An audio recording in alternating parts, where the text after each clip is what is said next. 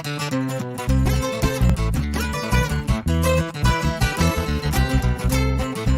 Friends, എല്ലാവരെയും digital learning ഹബ്സിന്റെ digital marketing ജേണിയിലേക്ക് സ്വാഗതം ചെയ്യുന്നു. നമ്മൾ ലാസ്റ്റ് വീഡിയോയിൽ പറഞ്ഞത് സോഷ്യൽ മീഡിയ മാർക്കറ്റിംഗ് എന്താണെന്നും അതുപോലെ എങ്ങനെ നമുക്ക് യൂസേഴ്സിനെ ടാർഗറ്റ് ചെയ്യാം, എന്തൊക്കെയാണ് നമുക്ക് അതിന് ചെയ്യാൻ കഴിയുക എന്നൊക്കെയാണ് നമ്മൾ അവസാന വീഡിയോയിൽ മനസ്സിലാക്കിയത്.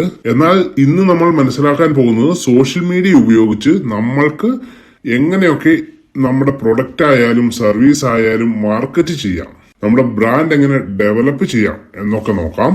സോഷ്യൽ മീഡിയയുടെ മെയിൻ ആയിട്ടുള്ള രണ്ട് പർപ്പസ് എന്താണെന്ന് വെച്ചാൽ, സോഷ്യൽ മീഡിയയെ മെയിൻ ആയിട്ട് നമ്മൾ ഉപയോഗിക്കുന്നത് ബ്രാൻഡിങ്ങിനും പ്രൊമോഷൻസിനും വേണ്ടിയാണ്. ബ്രാൻഡിങ് എന്ന് പറയുമ്പോൾ ബിസിനസിന്റെയോ സർവീസിന്റെയോ അതുമല്ലെങ്കിൽ പേഴ്സണൽ ആയിട്ടുള്ളതോ ആയിക്കൊള്ളട്ടെ എന്ന് വെച്ചാൽ നമ്മളൊരു സ്ഥാപനം നടത്തുന്നു. അപ്പോൾ ആ ഒരു സ്ഥാപനം നമ്മുടെ തന്നെ പേരിലാണ് നടത്തുന്നത് എന്ന് കരുതുക. അപ്പോൾ നമുക്ക് നമ്മുടെ പേരിൽ തന്നെ ഒരു പേജ് ക്രിയേറ്റ് ചെയ്യുക, ഫേസ്ബുക്കിൽ ഒരു പേജ് ക്രിയേറ്റ് ചെയ്യുക, അല്ലെങ്കിൽ ഒരു അക്കൗണ്ട് ക്രിയേറ്റ് ചെയ്തിട്ട് നമുക്കത് ബ്രാൻഡ് ചെയ്യാൻ പറ്റും. എന്ന് വെച്ചാൽ നമ്മൾ നമ്മളെ തന്നെയാണ് ബ്രാൻഡ് ചെയ്യുന്നത്, അതായത് നമ്മൾ നമ്മളെ തന്നെയാണ് മാർക്കറ്റ് ചെയ്യുന്നത്.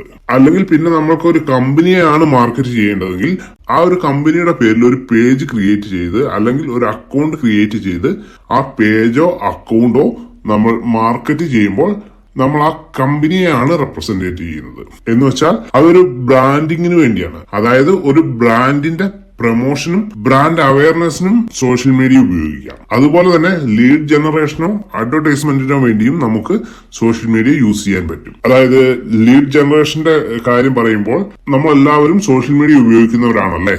അപ്പോൾ നമ്മൾ കാണുന്ന വീഡിയോകൾ അല്ലെങ്കിൽ നമ്മൾ ഉപയോഗിക്കുന്ന ഫേസ്ബുക്കോ യൂട്യൂബോ മറ്റേതെങ്കിലും സോഷ്യൽ മീഡിയ പ്ലാറ്റ്ഫോമുകൾ ആയിക്കൊള്ളട്ടെ, അതിൽ നമുക്ക് കാണാൻ കഴിയും സ്പോൺസേഡ് ആഡ്സ് എന്ന് കാണാൻ പറ്റും. ഇതേപോലെ നമുക്ക് ഈ ഒരു സ്ക്രീനിൽ കാണുന്ന പോലെ നമുക്ക് സ്പോൺസേഡ് ആഡ് എന്നുള്ള ഒരു ഇത് കാണാൻ പറ്റും. അങ്ങനെ കാണുന്ന ആഡ്സുകളിൽ നമ്മൾ സൈനപ്പ് ചെയ്ത് നമ്മൾ അതിൽ ക്ലിക്ക് ചെയ്ത് സൈനപ്പ് ചെയ്ത് നമ്മൾ അവരുടെ നമ്പർ എടുത്ത് വിളിക്കുകയോ അല്ലെങ്കിൽ നമ്മൾ സൈനപ്പ് ചെയ്യുന്ന ടൈമിൽ തന്നെ നമ്മൾ കൊടുക്കുന്ന ഡീറ്റെയിൽസ് ആ പ്രൊമോഷൻ ചെയ്ത ആളിൽ നമ്മുടെ ഡീറ്റെയിൽസ് എത്തുകയും ചെയ്യും. അതിനെയാണ് ലീഡ് ജനറേഷൻ എന്ന് പറയുന്നത്. അതായത് ഉദാഹരണത്തിന് പറയുകയാണെങ്കിൽ ഞാനൊരു ആഡ് ക്രിയേറ്റ് ചെയ്യുന്നു. അപ്പൊ ആ ഒരു ആഡ് ഞാൻ റൺ ചെയ്യുകയാണ്.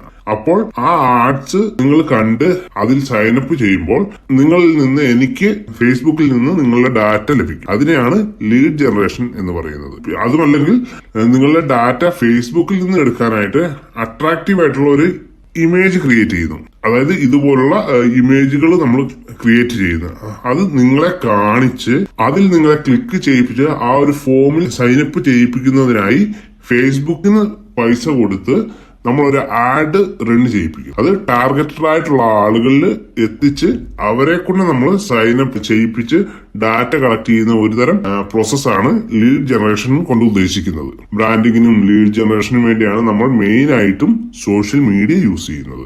എന്നാൽ നമ്മൾ മെയിൻ ആയിട്ടും സോഷ്യൽ മീഡിയ യൂസ് ചെയ്യുന്നത് ബ്രാൻഡിങ്ങിനും ലീഡ് ജനറേഷനും വേണ്ടി ഉപയോഗിക്കാൻ പോകുന്ന രണ്ട് പ്രധാന സോഷ്യൽ മീഡിയകളാണ് നമ്മുടെ ഫേസ്ബുക്കും ഇൻസ്റ്റാഗ്രാമും. രണ്ടും മെറ്റ ആയിട്ട്, അതായത് ഫേസ്ബുക്കിന്റെ പുതിയ ബ്രാൻഡ് നെയിം ആയിട്ടുള്ള മെറ്റയുടെ തന്നെ രണ്ട് പ്രൊഡക്റ്റ് ആയതുകൊണ്ട് തന്നെ രണ്ടും തമ്മിൽ കണക്റ്റഡ് ആയിരിക്കും. അതായത് ഗൂഗിളിന്റെ അനലിറ്റിക്സും വെബ്മാഷും കണക്ട് ചെയ്തിരിക്കുന്നത് പോലെ തന്നെ സെർച്ച് കൺസോളും അഡ്വർടൈസ്മെന്റ്സ് എല്ലാം കണക്ട് ചെയ്തിട്ടുള്ളത് പോലെ തന്നെ നമുക്ക് ഈ പറയുന്ന മെറ്റയുടെ പ്രൊഡക്റ്റ് ആയ ഫേസ്ബുക്കും ഇൻസ്റ്റാഗ്രാമും തമ്മിൽ കണക്ട് ചെയ്യാനും പറ്റും.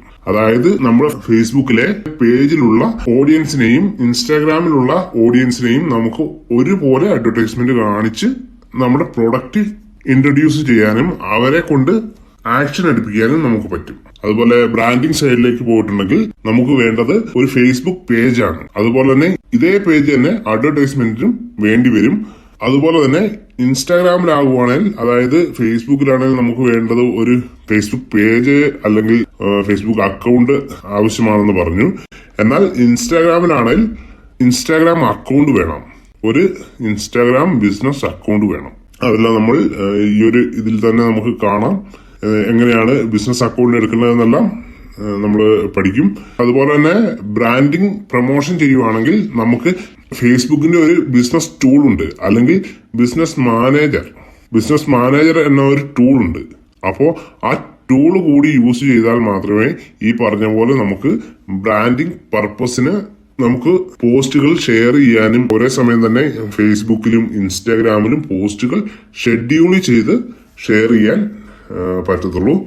അതായത് ഫേസ്ബുക്കിലും ഇൻസ്റ്റാഗ്രാമിലും നമ്മൾ പോസ്റ്റുകൾ ഷെഡ്യൂൾ ചെയ്ത് ഷെയർ ചെയ്യുന്നത് ബിസിനസ് മാനേജർ യൂസ് ചെയ്താണ്. പിന്നെ നമ്മൾ അഡ്വർടൈസ്മെന്റ് സൈഡിലേക്ക് പോകുമ്പോൾ നമുക്ക് ആഡ്സുകൾ കണക്ട് ചെയ്യാനും ആഡ് അക്കൗണ്ട് കണക്ട് ചെയ്യാനും നമുക്ക് അഡ്വർടൈസ്മെന്റ് ചെയ്യാനുള്ള അസറ്റ്സ് എന്ന് പറയുമ്പോൾ Facebook page, Instagram business account, ഇതെല്ലാം അസറ്റ്സ് ആണ്.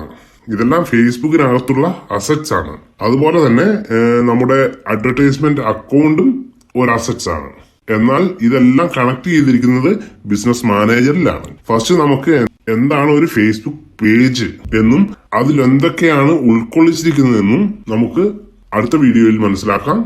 ബൈ. Subscribe now.